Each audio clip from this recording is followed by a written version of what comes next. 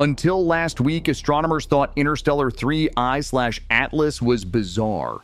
Then Swan R2 appeared, officially designated C/2025 R2, 100 times bigger, 5 times wider than the full moon, and caught barreling toward the sun at the exact same moment as Atlas. The discovery on September 12th triggered emergency alerts. This new comet's tail erupted across 2.5 degrees of sky in just 48 hours, outshining anything in decades. Two cosmic giants, on intercept with our star, both vanishing behind it in October, leaving Earth in total dark. Is this a once-in-history coincidence or the first sign of something we were never meant to see? The truth starts with a single Swan alert. September 12, 2025. A routine sweep by SOHO SWAN instrument flagged an anomaly in the hydrogen-Lyman alpha data. An unexpected brightening, a moving spot against the solar wind's pale canvas. The pipeline, designed to catch even the faintest newcomers, locked onto something that didn't fit the usual comet profile. The automated alert tripped before sunrise in Europe. By noon, SWAN data analysts were comparing timestamps, cross-checking exposures, and debating whether this was an artifact or a genuine transient. The object's motion was real, shifting coordinates, not a cosmic ray or a sensor glitch. Vladimir Bezugli, working the overnight shift, was the first to log the anomaly in the raw FITS files. His report, timestamped September 10th, triggered a cascade. Automated scripts flagged the candidate, and the Swan Watch email list buzzed with speculation. Within hours, Michael Matiazzo, an experienced amateur in Australia, confirmed the detection in the public JPEG composites, posting his findings to the network. The Swan team, now on high alert, initiated emergency protocols, reprocessing the last 48 hours of data, checking for earlier traces, and ruling out instrument noise. By September 12th, the case for a new object was overwhelming. The moving source appeared in 3 consecutive orbits, each exposure showing a sharper, brighter core. The official logs show a flurry of internal messages, followed by a direct notification to the Central Bureau for Astronomical Telegrams. The IAU's CBET office, accustomed to a handful of comet discoveries each year, received the full data package: astrometric positions, brightness estimates, and preliminary orbital elements. The object was assigned the provisional designation C/2025 R2, with the discoverer credit listing Bezugli and the SOHO SWAN team. Confirmation required more than a digital trail. The protocol demanded ground-based follow-up, independent telescopes capturing the same target, verifying its path and magnitude. As the SWAN team waited for nightfall in the southern hemisphere, the object's coordinates and ephemeris were distributed to observatories worldwide. The process, methodical and meticulous, left little room for doubt. Something immense had entered the solar system, and the world's astronomers were now watching. Nightfall brought the first ground-based images. In Chile, the FRAM robotic telescope logged a streak so wide it forced the photometry software to redraw its field. The tail spanned 2.5 degrees, 5 times the width of the full moon. That kind of scale hadn't been seen since the brightest comets of the 20th century. But Swan R2 had achieved it in less than 48 hours from first detection. Cerro Perenal's operators, accustomed to faint, slow-moving targets, found themselves recalibrating exposure times just to avoid saturating the CCDs. Observatories from Australia to the Czech Republic reported the same thing: a core that sharpened by the hour, a tail that seemed to double in length with every new set of exposures. Directors at Gemini and Subaru called emergency sessions, reviewing the night's data against decades of comet archives.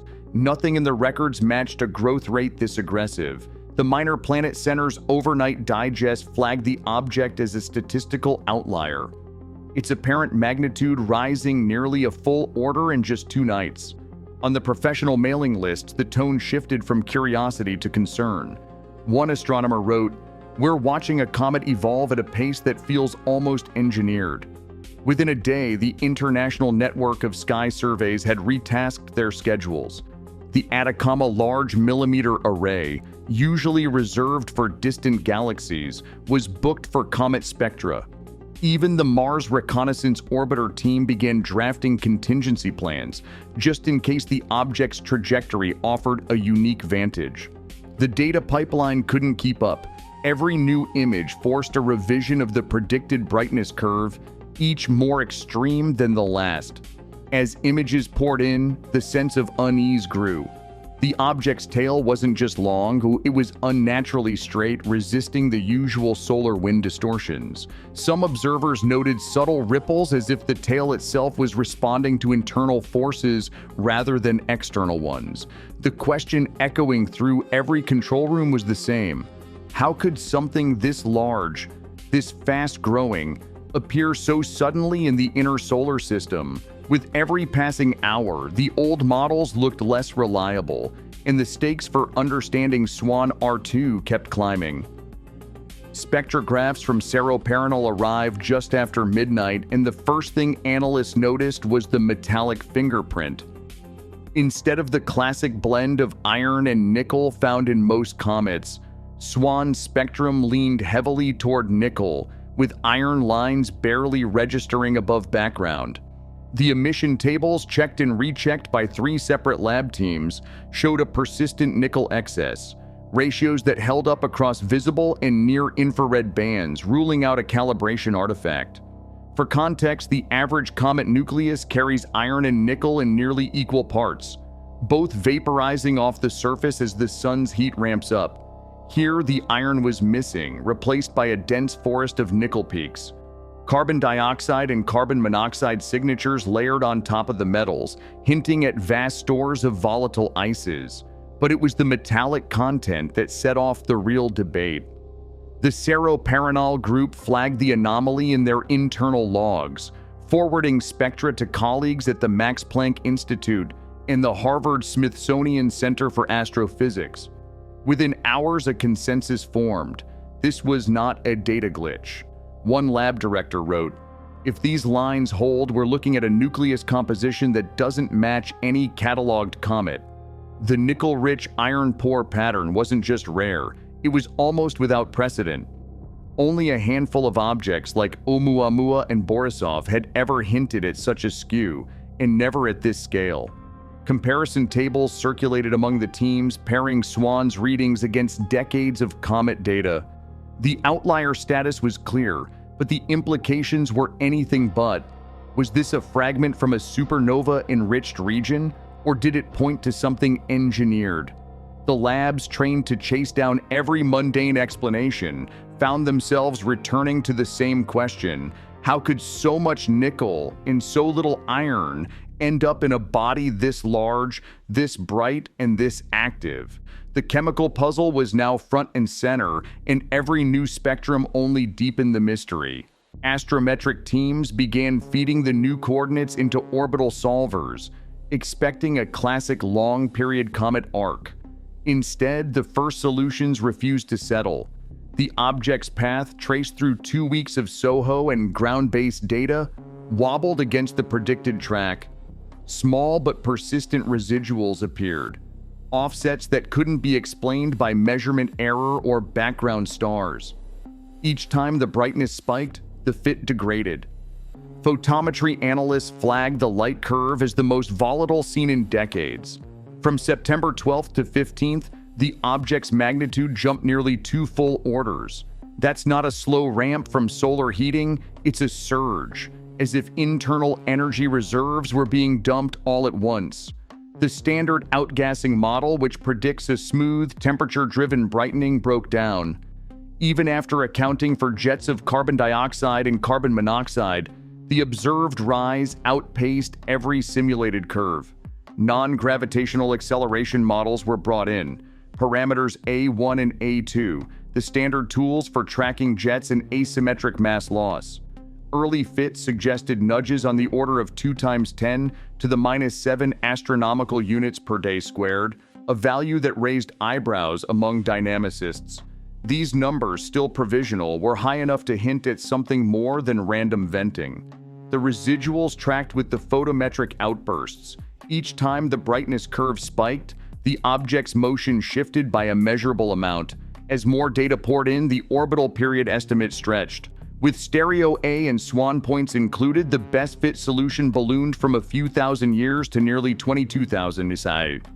A cycle that would push the last visit back to the end of the last ice age. Some modelers, wary of overfitting, cautioned that the arc was still too short for certainty. But the numbers kept pointing the same way. This was no ordinary comet on a routine pass. Its physical behavior, motion, brightness, even its stubborn refusal to fade, defied every easy explanation. For the teams crunching the numbers, the sense was unmistakable. The old rules no longer applied. Avi Loeb, the Harvard astrophysicist known for his willingness to challenge consensus, was among the first to put a name to the unease. He called it the probe fortress scenario. Atlas as a scout, Swan R2 as the main vehicle, something engineered arriving on a 22,000-year cycle. The nickel-heavy spectrum, the rapid brightening, and the tail's refusal to behave like a normal comet all fit, he argued, with the idea of an object designed to survive and maneuver near the sun. Fringe theorists took the idea further, suggesting Swan R2 might be here for maintenance, a programmed cycle, returning to refuel or recharge at perihelion, its path written into the architecture of the solar system itself. Another line of speculation tied Swan's orbital period to the end of the last ice age. If its previous past coincided with the rise of ancient civilizations, could sky maps, pyramids, or megaliths be silent records of its last visit? That theory found traction in alternative history circles, where timelines of cometary returns are woven into the story of human origins. The most provocative claims came from those who saw a trigger in humanity's own broadcasts. The Arecibo message, Voyager's golden record, the century of radio leakage, each named as a possible invitation, answered now by interstellar visitors. The timing, the chemistry, the blackout window behind the sun, all taken as evidence that Swan R2 and Atlas are not just natural wanderers, but part of a response. For every mainstream voice urging caution, a dozen others asked, what if the fortress has finally arrived? David Jewett, a leading figure in comet science, cautions against jumping to extraordinary conclusions. Bright comets are exciting but not unprecedented, he reminds colleagues, referencing the 2007 outburst of Comet Holmes, a sudden flare that stunned astronomers and sent its coma ballooning to the size of Jupiter. Holmes, like Swan R2, defied expectations, erupting in brightness without warning and leaving experts scrambling for explanations rooted in natural physics. Jewett and his peers point to a long record of cometary surprises. Fragmentation events, volatile rich surfaces, and sudden exposure of fresh ices can all trigger rapid brightening in unpredictable tails. The nickel-heavy spectrum, while unusual, could reflect a pocket of primordial material or even a calibration bias. Instrumental quirks are not uncommon when pushing detectors to their limits, especially near the sun where background noise and cosmic rays complicate clean measurements. Institutional voices from the International Astronomical Union and NASA echo this restraint. Official communications urge the community to avoid sensationalism, warning that early data can mislead, especially when social media amplifies every anomaly. The field has been burned before.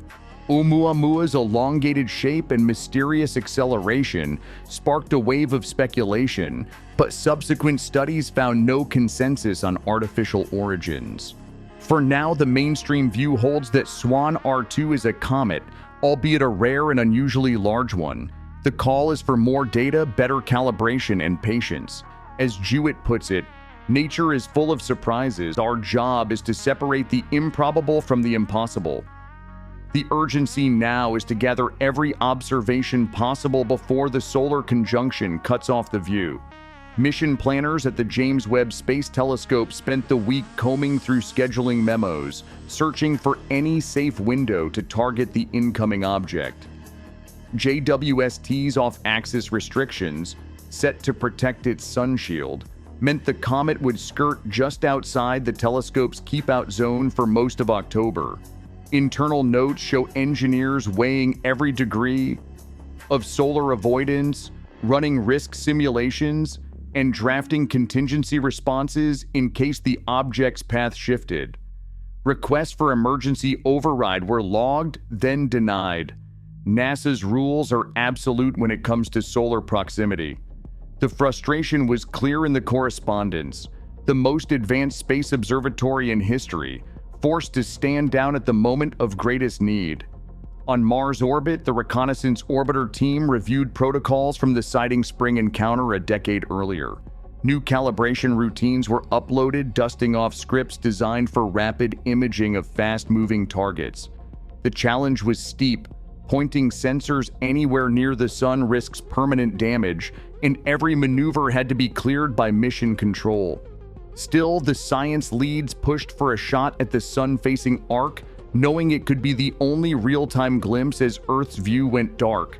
Across agencies, the scramble to retask assets was as much about safeguarding billion-dollar equipment as it was about chasing a mystery. The sense of urgency ran through every planning call, every memo. Whatever Swan R2 was, no one wanted to miss the chance to catch it in the act. October brings a window no one can close. As Swan R2 and 3I/Atlas accelerate toward the sun, their paths converge behind its blinding glare. From October 8th through the 18th, solar elongation drops below 20 degrees, too close for any ground-based telescope to track. That blackout zone isn't just a technicality, it's an enforced silence, a period when Earth's entire global network is effectively blind. Protocols kick in across observatories, Gemini, Subaru, the VLT, each racing to collect final spectra and images before the object slips into the sun's shadow. Automated alert systems at the Minor Planet Center dispatch last-minute ephemerides, urging amateur astronomers to squeeze every observation from the shrinking dusk and dawn windows.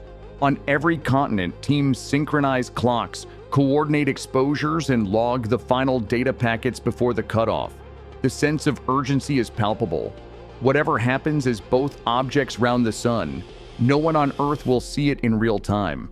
That means the most critical days, the moment of closest approach, any sudden breakup, any unexplained maneuver, will play out unobserved, hidden by the sun's relentless glare. For astronomers, it's a countdown with no extension, and the clock is almost out. On September 12, 2025, the SOHO SWAN instrument confirmed the existence of C/2025R2, also known as SWAN, a comet with a tail 5 times wider than the full moon, 100 times the size of 3I/Atlas. Spectroscopic data revealed unusual amounts of nickel and carbon monoxide, while ground-based images captured a rapid brightness surge. Despite these facts, astronomers remain divided. Some point to natural outbursts and measurement bias, citing past comet events like Holmes in 2007. Others note the exact overlap in perihelion timing and the non-gravitational nudges, raising questions about Swan R2's true nature. As both interstellar objects vanish behind the sun in October 2025, Earth's telescopes will go blind. Missions like the James Webb Space Telescope and Mars Reconnaissance Orbiter are preparing, but gaps remain. The International Astronomical Union has called for caution, yet the evidence defies easy answers. For now, Swan R2 stands as the largest mystery in recent comet history, reminding us that even with the best instruments, much about our solar system's visitors remains unknown.